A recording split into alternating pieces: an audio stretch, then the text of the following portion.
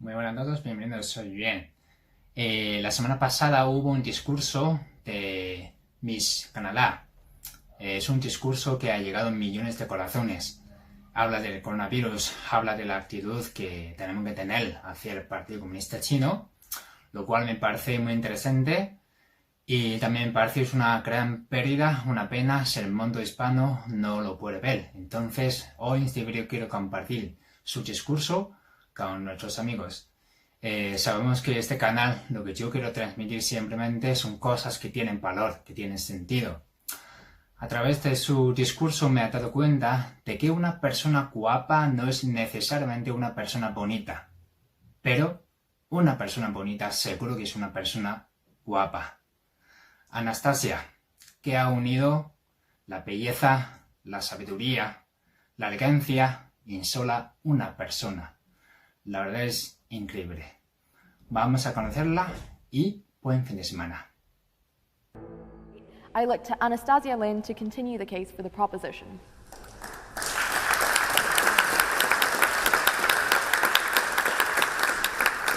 Thank you, Madam President. Thank you very much for inviting me to participate in this very important debate. I'm speaking today for the motion that this House will support a Cold War with China, but communist China, not China itself. I am not anti-China. I love my people, and I love China. When I left China when I was 13 years old to Canada, I continued my exploration in the culture's great literature, philosophy.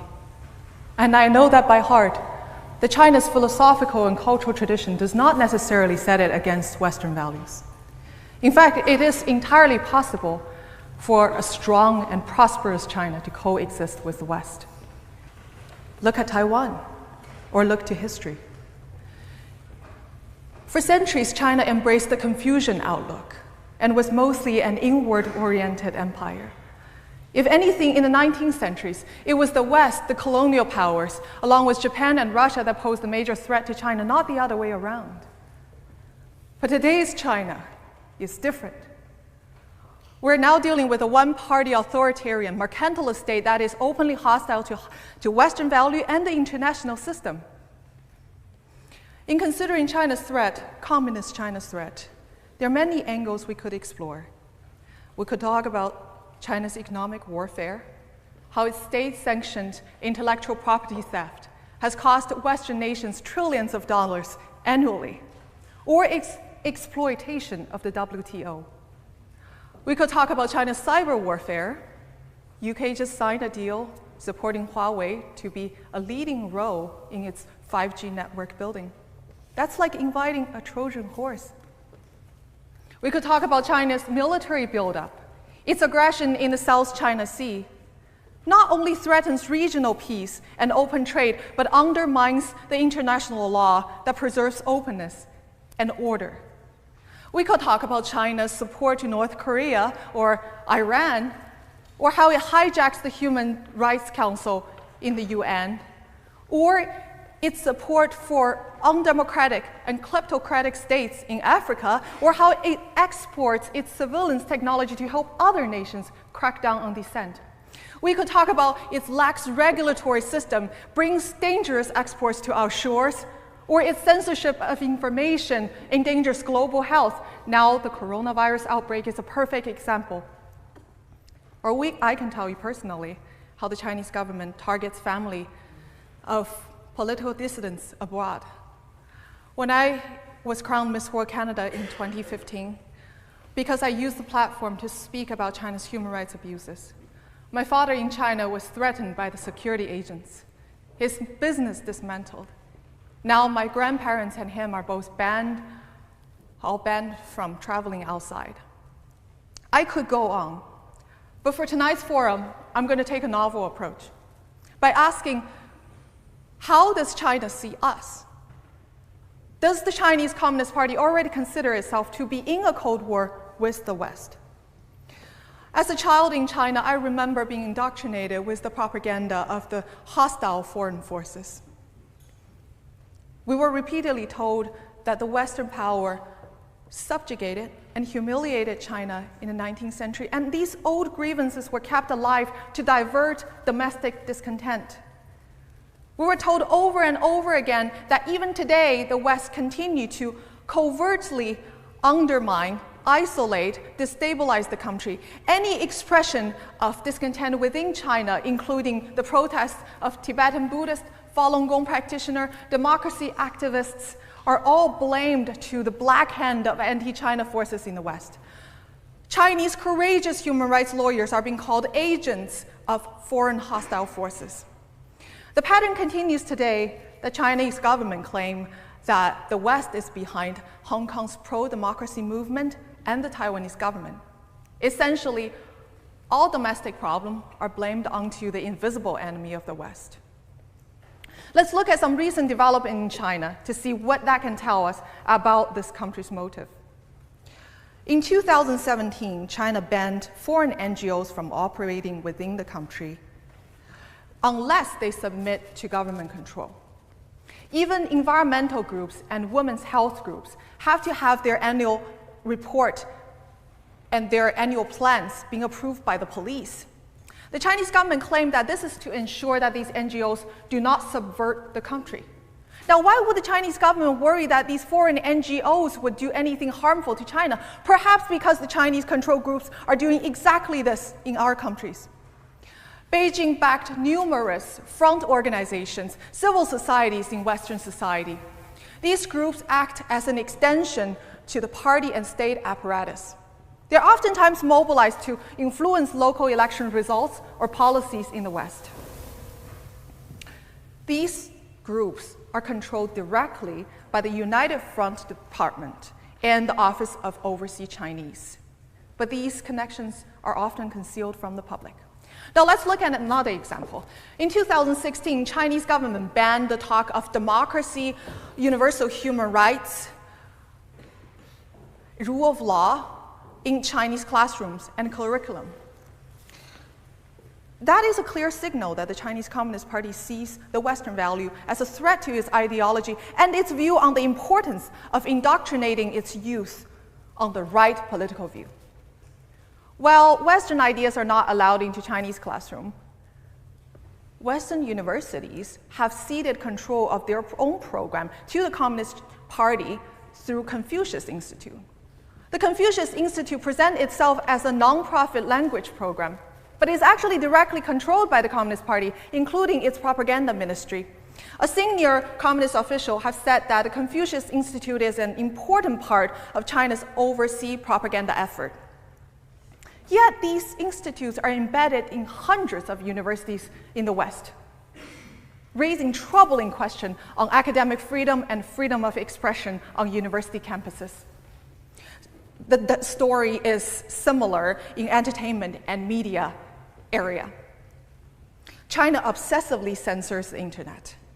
It only allows a small number of foreign film into the country each year, carefully screened, carefully edited. Even children's animated film like Zootopia is attacked as Western propaganda. Now, the situation in the West is vastly different. New York Times, Washington Post, Wall Street Journal, Telegraph, these papers all run paid news supplements from China Daily, a communist mouthpiece. Companies with deep ties with the Chinese Communist Party are now buying or entering joint ventures with major Hollywood studios, creating strong financial incentive for self-censorship. Chinese companies already own some of the biggest movie theater chains in the West. Now they get to control what the Western audience get to see or not to see, what is getting to produce, what not. It's increasingly unlikely that we will see a film that is produced about the Cultural Revolution, the Tiananmen Massacre, Tibetan, Falun Gong, or Uyghurs in the Hollywood. Now, one may say that our democratic and open Western values are more resilient than China's brutal authoritarianism. I wish that were true, but it isn't. Lured by self-interest, our institutions are proven all too willing to give up human rights and free speech. Western companies know that their technology are helping the Chinese government to surveil its own system through an infamous social credit system. Yet they still deal with them. We all know that Huawei's 5G technology is a Trojan horse that will affect our future, our children's future. But yet, we just signed a deal with them. Our values are already compromised. Our way of life is already conceded.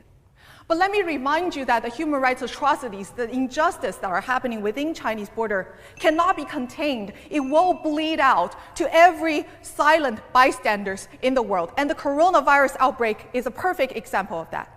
On December 1st, Chinese government has already discovered the first case of coronavirus in Wuhan.